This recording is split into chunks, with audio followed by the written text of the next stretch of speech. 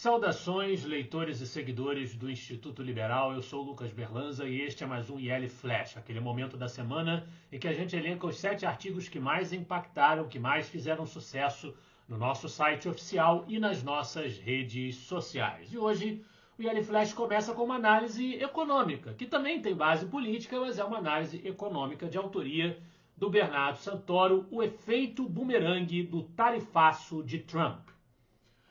Bernardo Santoro avalia no artigo dele que com a tarifa de 50% dos Estados Unidos sobre produtos brasileiros entrando em vigor neste começo do mês de agosto, o Brasil corre o risco de viver um efeito bumerangue no setor produtivo. No curto prazo, isso pode até baratear produtos no mercado interno. Por quê? Porque o que não for mais exportado em função dessas tarifações será vendido aqui dentro mesmo, aumentando a oferta e derrubando preços no primeiro momento. A economia tem etapas, né? Processos. A picanha populista fica barata e artificial, mas sem sustentação, porque esse alívio é ilusório. Ele vai nos dizer que sem acesso a um mercado que paga mais caro, os produtores perdem rentabilidade. Os pequenos saem do jogo, porque não conseguem mais arcar com os custos, obtendo o lucro necessário em troca. Os grandes reduzem a produção e a oferta cai. As exportações viabilizam escala, porque diluem os custos fixos em um maior número de unidades do produto, tornando, portanto, o uso dos fatores de produção mais eficiente. Sem demanda externa, a produção é diminuída e os custos por unidade sobem, o preço vai acabar aumentando.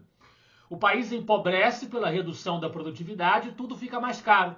O resultado, já no médio prazo, é escassez interna e preços mais altos para o próprio consumidor brasileiro. Hoje vai sobrar café, açaí, suco de laranja, carne.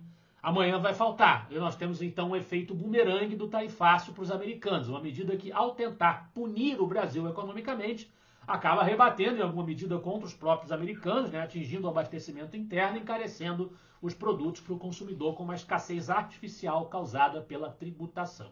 Importante a gente enfatizar que o Donald Trump, ao assinar a ordem que coloca em prática, que viabiliza a implementação desta tarifação excepcional contra o Brasil, acrescentou ali uma série de itens de exceção que acabam liberando uma parcela substancial da produção brasileira do peso destas tarifas. Mas ainda assim o impacto na nossa economia será significativo. A ver as consequências disso para a nossa sociedade, para o nosso setor produtivo e, é claro, para o nosso cenário político interno. Na sequência, nós nos voltamos para o drama do judiciário brasileiro e da postura da nossa elite política, intelectual, acadêmica, relativamente a este estado de coisas no texto da Lexum, Carta Aberta à Faculdade de Direito do Largo São Francisco. A Faculdade de Direito do Largo São Francisco é a Faculdade de Direito da USP, com a subscrição de uma série de entidades, incluindo a Associação Brasileira de Imprensa, entidades representativas do setor advocatício, do setor jornalístico, se manifestou essa carta assinada por essas entidades em favor da soberania brasileira que estaria sendo atacada na imaginação dessas pessoas pelos Estados Unidos. E em defesa, naturalmente, do judiciário brasileiro, do STF, do Lula, etc, etc e tal. Esta carta foi subscrita por mais de 100 pessoas aí ligadas à divulgação das ideias, à defesa das ideias políticas, liberais, enfim. E eu fui um dos signatários desta carta que a Lexum organizou, contrapondo-se à Carta Aberta da Faculdade do Largo São Francisco, defendendo que o que está minando a soberania brasileira internamente, as bases internas da soberania, são as políticas, as práticas autoritárias. Política foi um ato falho, mas na verdade é política mesmo, porque é muito mais político do que jurídico. O que o judiciário tem feito no Brasil, a cúpula togada vem fazendo no país. Isto mina as bases da soberania interna, que de uma perspectiva contratualista, tanto um contratualismo de índole mais individualista, à la John Locke, quanto um contratualismo de índole mais coletivista, à la Rousseau, a premissa dessa soberania interna, da autoridade do Estado, é que ele seja legitimado pela expressão da vontade popular.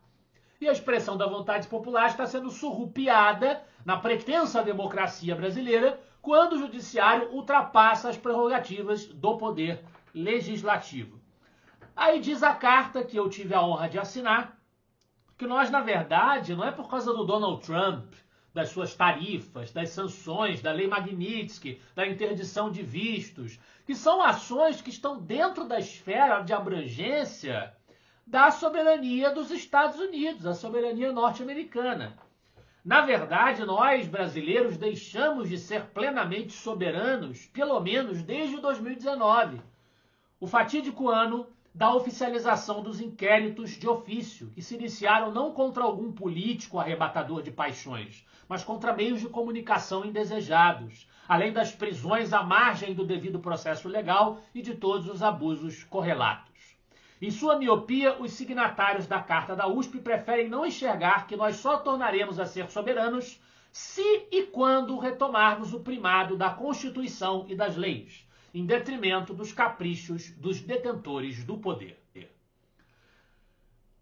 Um respiro nas críticas, na análise de um cenário tão tumultuado e tão preocupante nas perspectivas nacionais, para uma homenagem a um grande autor, um grande pensador liberal, Milton Friedman, A Sabedoria de Milton Friedman. Mais um da série A Sabedoria de autoria do João Luiz Mauad, que mostra como o economista da Escola de Chicago, nascido em 31 de julho de 1912 e falecido em 16 de novembro de 2006, se distinguiu, como um defensor da agenda liberal, uma inspiração para uma geração de economistas dentro do âmbito do pensamento da Escola de Chicago. Na sequência, nós temos um texto do André Burger, voltando aos problemas do Brasil, vergonha. O Brasil na lista de países ofensores dos direitos humanos. Esse texto ele foi publicado originalmente na revista Oeste, replicado pelo Instituto Liberal. André Burger é nosso conselheiro superior do Instituto Liberal. E no texto ele dá uma série de números e dados que mostram a vergonha que o Brasil passa no cenário internacional pelas suas disfunções institucionais. Começando por chamar a atenção para a lei Magnitsky aplicada contra Alexandre de Moraes. E sabe-se lá contra quem mais ela poderá vir a ser aplicada pelas sanções de Trump. Entre as 740 pessoas até hoje atingidas pela lei Magnitsky, estão 145 acusados de tortura, repressão política e censura. E um deles é o ministro do STF do Brasil, Alexandre de Moraes. O juiz da mais alta corte, incluído ao lado de oligarcas russos, chefes de milícia africana e censores do Partido Comunista Chinês, num rol de ofensores da liberdade humana. Ele vai falar também que ministros do STF com familiares atuando em escritórios de advocacia que atuam na própria corte, também são uma mancha do nosso cenário institucional, que 111 dos 513 deputados federais respondem a processos criminais, que 20 dos 81 senadores são investigados por crimes comuns, entre outros dados que ele elenca no seu artigo. Novamente, agora, o Alex Pipkin falando sobre o socialismo. O luxo de ser socialista com o dinheiro dos outros. E ele vai dizer que os socialistas brasileiros, e de qualquer parte hoje, os nossos progressistas, eles proclamam o socialismo e criticam ferozmente o capitalismo, a economia de mercado, mas não abrem mão das vantagens e dos privilégios que o mercado gera. É o famoso socialista esquerdista caviar, como diria o Rodrigo Constantino, ou esquerda festiva, como diria o Nelson Rodrigues. É a mesma coisa, repudiam a lógica do lucro, mas querem se beneficiar do sistema que o produz. Na sequência, nós temos um texto do Bernardo Santoro, novamente. A tempestade é real. Moraes, Barroso e o colapso das garantias legais. Nesse texto, ele vai dizer que, após as sanções contra o Moraes pela lei Magnitsky, o Barroso afirmou que a corte age dentro dos limites constitucionais e que as acusações seriam uma tempestade fictícia. E é o que o Bernardo, mais uma vez, trazendo aí os argumentos que a gente está sempre trazendo no Instituto Liberal, vai contestar, demonstrando que centenas de pessoas ficaram presas por meses sem julgamento por condutas mínimas, como filmar um protesto ou passar batom em uma estátua, né? Que nós temos aí várias negações a princípios básicos, como o processo legal, a ampla defesa e o juiz natural, nas decisões que vêm sendo tomadas pelo STF. A liderança do IL Flash de hoje, de autoria do Gabriel Wilhelms, Moraes sancionado. A farsa do Salvador desmentida.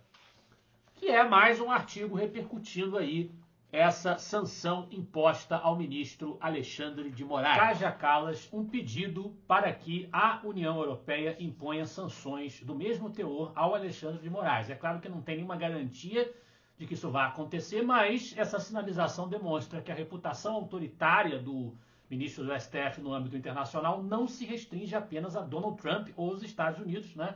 Ele pode fazer troça, pode apequenar a relevância da medida até recorrer a gestos obscenos, como ele fez no estádio de futebol, mas é altamente improvável que um sujeito com ego tão inflado como Alexandre de Moraes já se demonstrou ser, né, fique indiferente a ver a sua farsa de guerreiro salvador da democracia sendo desmontada aos olhos do planeta.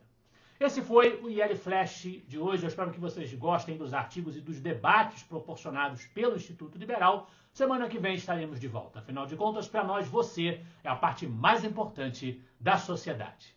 Até a próxima.